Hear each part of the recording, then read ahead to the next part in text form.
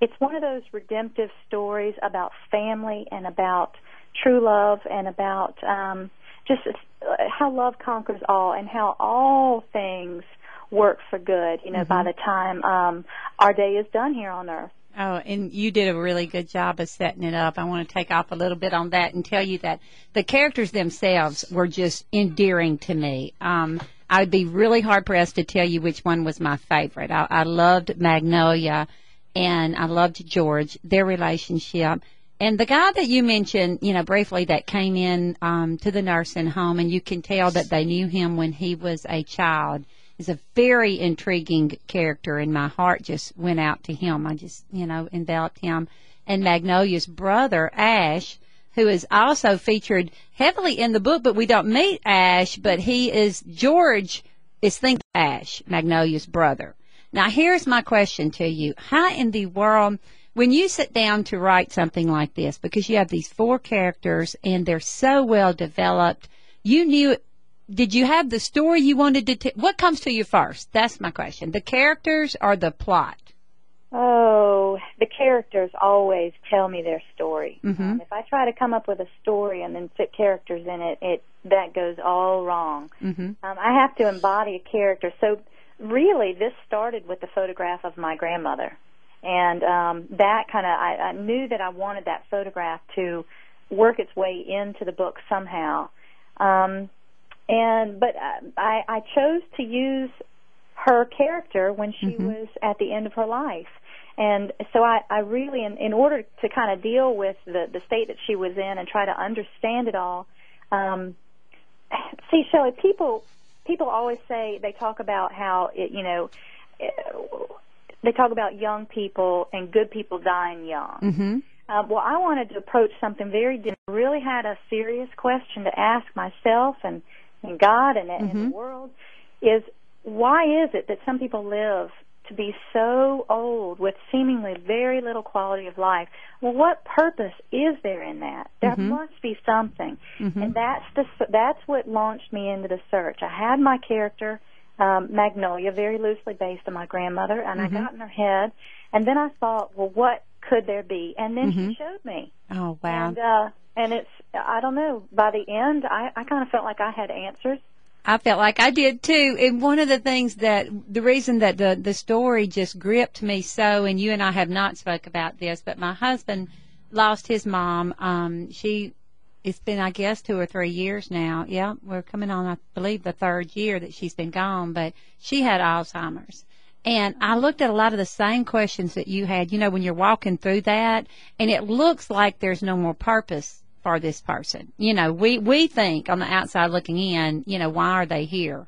And the story came to be, and they were able to, oh gosh, I don't know how much I could give away, Nicole. I'm trying to be careful here, but you take them back at the end of the story, and yeah. these 4 meet again, and there's just a beautiful story of redemption where all of them were carrying different burdens. Can I say that much without, giving plots away here or giving too much of your book away? But they were all carrying burdens that they didn't need to carry. And it was like, for me, I saw the Lord just wanting to release them of all that and just to bring some healing. And it's all plays around the one incident that, the whole book is built towards. And that incident happened early in the book, the first couple pages, and then flashback, and then the rest of the book, we're in set in today. And so anyway, I don't want to give that instant away, but I want to say that it's very interesting the way you showed the purpose of these lives, that we might look at someone that's frail of body and frail of mind and not realize what all is going on in there. And it really made me think differently about maybe what Mama might have known at the end that she couldn't speak to us, when she couldn't articulate it. And I would suppose that was with your grandmother as well. Were y'all close there at the end when you said that she couldn't talk to you? Well, she lived in North Carolina and I'm in South Carolina, and ever since her husband died in 1996, my grandfather, her daughter died within months of that. And after that, she did this slow decline into Neverland, kind of. And she just continued that path until at the very end she wasn't communicating. But you know what she could do? She could smile. Oh. And she was still such a beautiful, beautiful woman. And I remember thinking to myself, you know, when I'm that age, I'm going to be crotchety and there's not going to be a smile on my face, and who knows what's going to happen. Yeah. But this woman, there was a smile on her face, and I remember at her funeral, we had some of the caretakers, some of the ladies that took care of her in her home, sort of like Miss Annie in this book, came to her funeral and with tears in their eyes and said, just described to us what she meant to them in their, at the end of her days. They would come in and they would wake her up, and she would have a smile for them, and she could get them.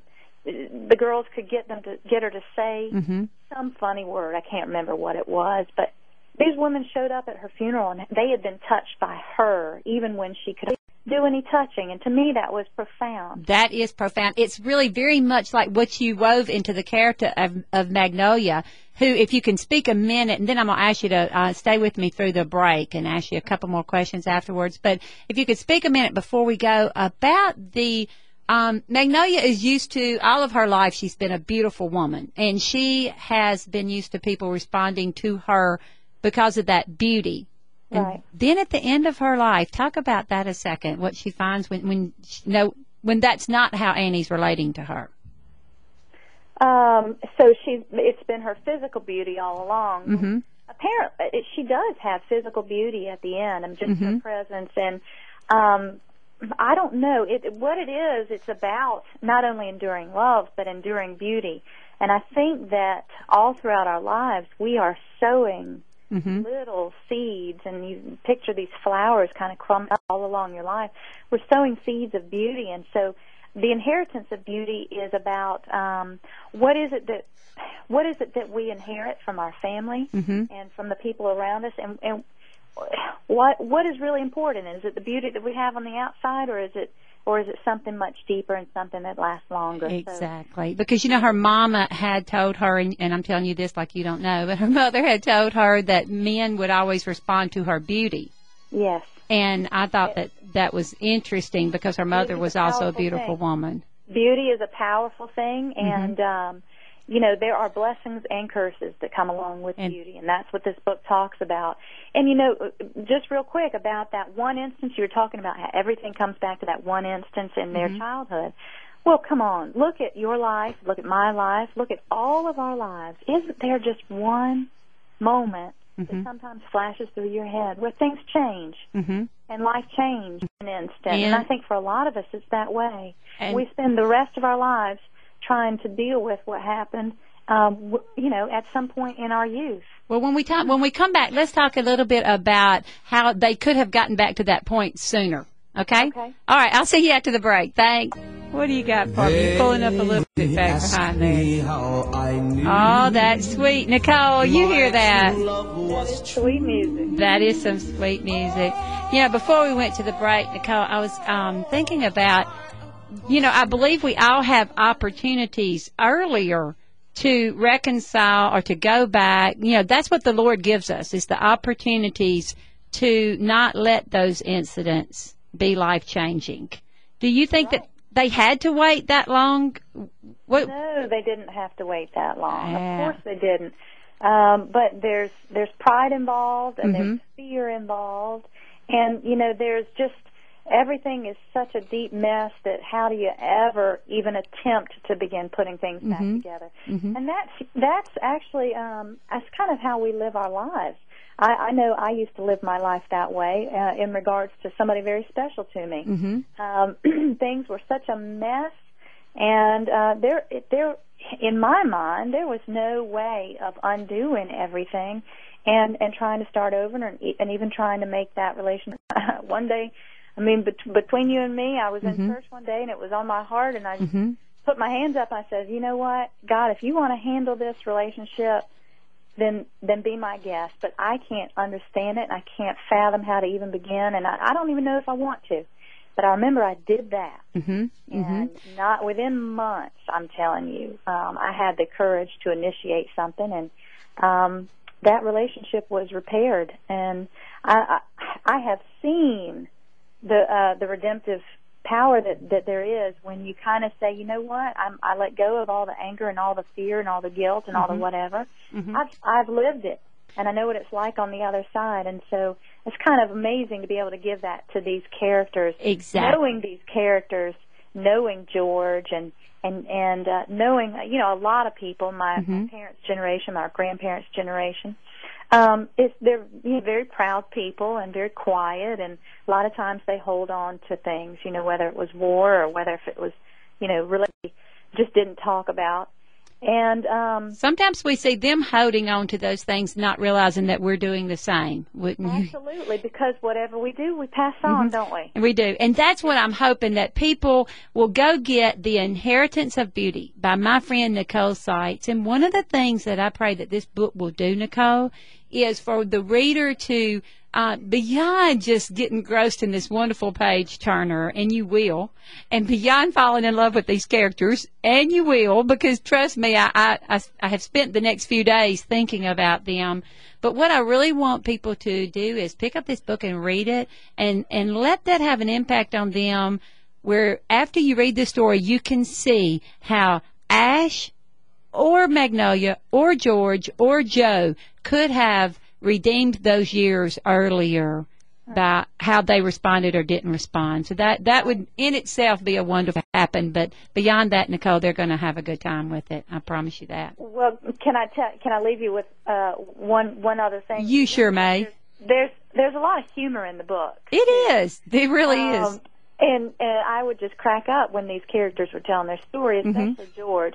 But there's a scene that is one of my favorite scenes, and it's when they're in the nursing home and they go in to do their craft day. Oh, I love that scene. So they go in to do their craft, and this woman comes in. She's all chipper and happy, and she has all these old people taking these cut pieces of fruit and dipping them in paint. Yes. Oh my goodness! And the way that George looks at her, and the way that he talks about it, and Magnolia's over there, she's trying to eat her paint-covered fruit, and it's just hilarious. But tell them what George does. I mean, tell my listening audience what George does. Tell them what George does, because they have to read the book. Can we play? Okay, well, we can just say, let's say this, Nicole. George makes his feelings known about craft time. Yes, he does. He says at some point that crafts are for sissies and children, and we are neither. So. Excellent. You know, I was like, whoo, whoo, whoo, go George. I mean, I was like behind him all the way. I loved it. I know. Well, don't you know how ironic life is? Well, since I wrote that book, I've now become an art teacher. Yes. How fitting. Lots and lots of children. And I don't know if I was writing my own fate or what was happening there, but I'm now that happy, chipper lady with the paint-covered fruit in her tray. Oh, and I'm sure you're a great artist. I could talk to you forever, but G-Man's giving me signs over there, Nicole, so I'm going to have to let you go, but you know you're always welcome back on the porch, so come back and see us. Thank you, I will. All right, girl. Take care. God bless. Y'all get out there and pick up a copy of Inheritance of Beauty by Nicole Seitz. You can find Nicole on Facebook. You can find her on Twitter. Go to NicoleSeitz.com. I'll put that link up on my Facebook. And, Nicole, if you're still with my Facebook before I do, if you would like to, and invite friends and listeners to your Facebook page and to your website.